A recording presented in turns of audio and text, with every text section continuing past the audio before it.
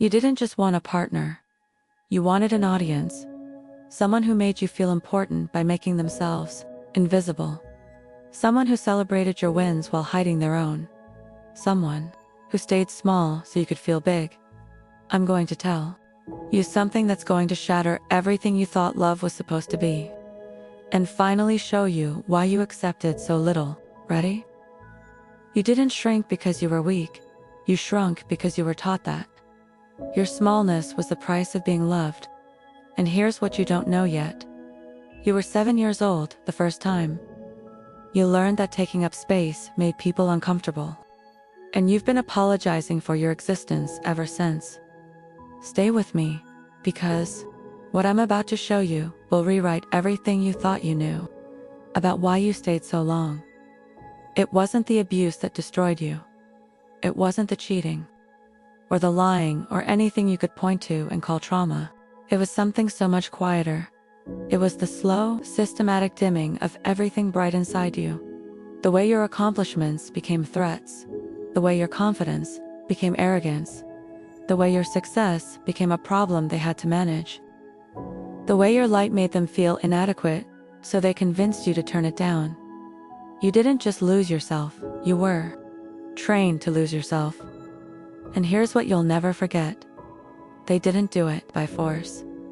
They did it with comments that sounded like concern, with jokes that felt like jabs, with silence when you needed celebration, with indifference when you needed support. Every time you got a promotion, they mentioned how stressed you seemed. Every time you achieved something, they reminded you not to get too cocky. Every time you shined, they found a way to redirect the spotlight back to themselves. And slowly, quietly, you learned, my success makes them insecure. My happiness makes them uncomfortable. My fullness makes them feel empty. So you started dimming. Not all at once, but piece by piece. You stopped sharing your wins, because their reaction made you feel guilty for having them. You stopped celebrating yourself because it felt like betrayal. You stopped dreaming out loud because your ambition made them feel small. And the worst part? You convinced yourself this was love. That real partnership meant making yourself smaller so they could feel bigger. That supporting them meant sacrificing you. That their fragility was your responsibility to manage. You didn't just shrink.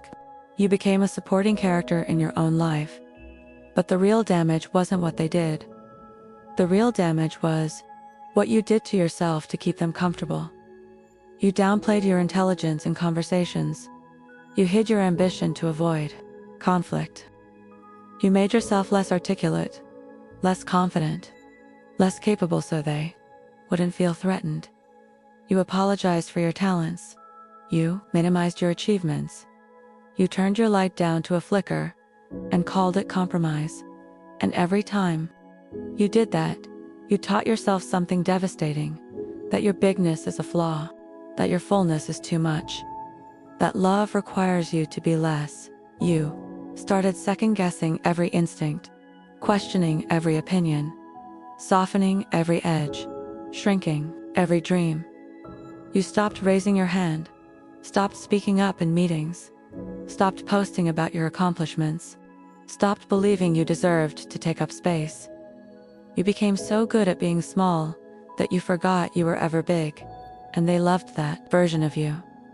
The diminished one, the manageable one, the one who never outshined them, the one who made them feel powerful by being powerless.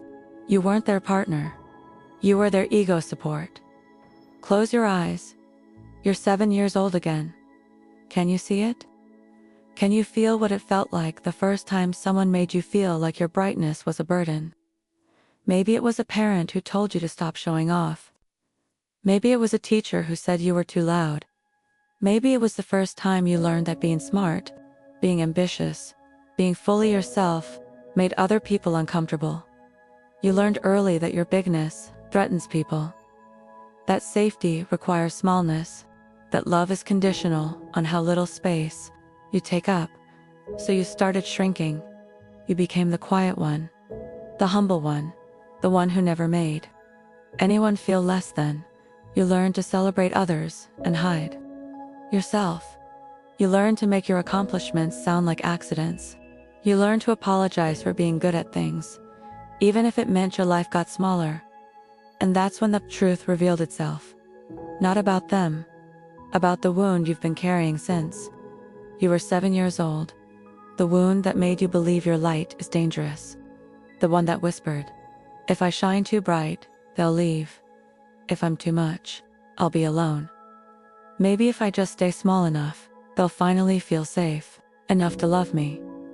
You didn't create that wound, they just exploited it. So here's the truth you've been avoiding, the one that's going to hurt more than anything. I've said so far, you weren't afraid they'd leave. If you were too much, you were afraid that being your full self meant you didn't deserve love at all. That's why you dimmed your light. That's why you hid your power. That's why you made yourself smaller and smaller until there was almost nothing left, because accepting the truth would have meant facing something unbearable. You weren't too much. They were just too insecure to love someone whole, and staying meant choosing their comfort over your truth. And then, something broke. Not the relationship that had been broken for years. Something deeper, the belief you'd been carrying since you were 7 years old. The one that said, "If I'm too big, I'll be too much." That belief, it finally shattered. The shift didn't happen when they criticized your success. Not when they made you feel guilty for being happy. Not when they punished you for shining. It happened when you asked yourself a question you'd been running from since childhood. Not why wasn't I enough? But why did I make myself less to make them comfortable? When you stopped apologizing for your accomplishments. When you realized that the person you betrayed wasn't them, it was you. You stopped shrinking the day you realized someone who needs you small doesn't love you, they control you. Here's what you learned when you finally expanded again.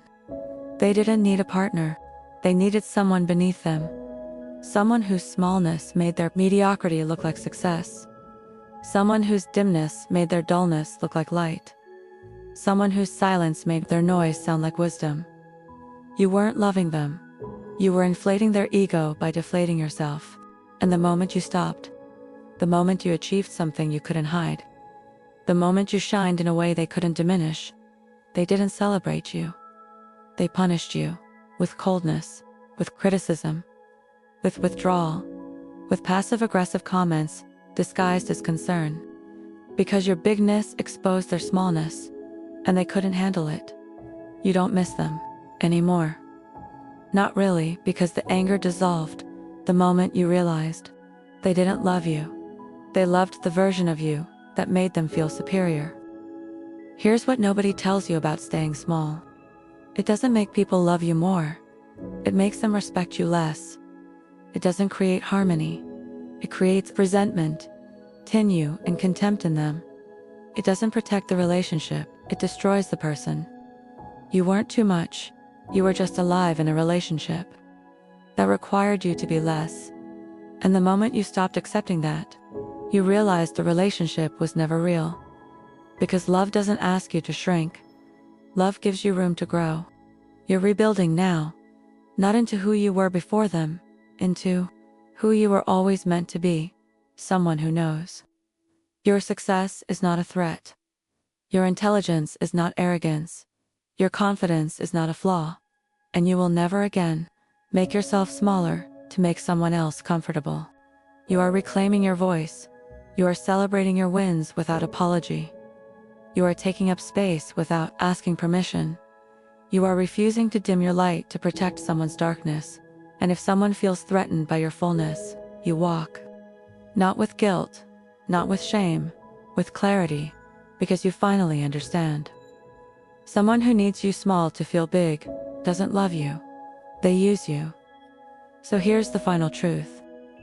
The one you'll carry forward. You spent years making yourself smaller, dimming your light, hiding your power, apologizing for your existence. And the moment you stopped, you didn't lose love.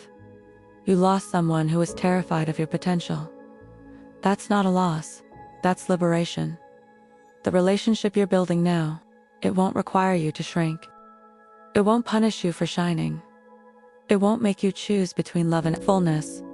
And now you know you don't need someone who can tolerate your light. You need someone who brings sunglasses and celebrates the brightness. If this landed in your chest like it was written for you, drop a blue heart in the comments. And if you're making yourself smaller right now to keep someone around, I need you to hear this one more time. You spent years making yourself smaller. And the moment you stopped, you didn't lose love. You lost someone who was terrified of your potential. Stop shrinking to fit inside someone else's insecurity. I'll see you in the next one.